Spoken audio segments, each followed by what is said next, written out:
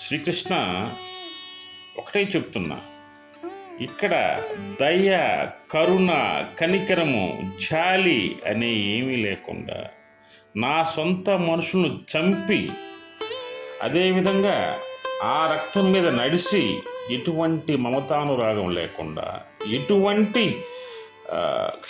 కృప లేకుండా అంతమందిని చంపి నేను ఏమి సాధిస్తాను, ఏమి సాధించగలను? ఇదే చెప్పండి. ఇంత దుర్మార్గమైన పని నేను చేయాలా? ఇంతటువంటి ఘోరమైన పని నేను చేయాలా?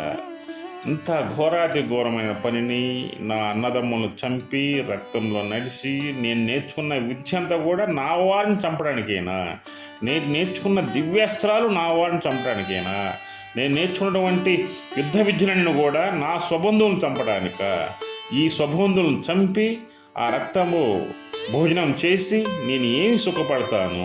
నాకు ఇది మొత్తం దుఃఖమే అని అతను మానసికంగా విపరీతంగా బాధపడుతున్నాడు. బాధపడి ఏం చేయాలో అర్థం కాక శ్రీకృష్ణుడి వైపు అలా చూస్తూ దీనంగా ఉండిపోయాడు. జై శ్రీకృష్ణ, జై శ్రీకృష్ణ.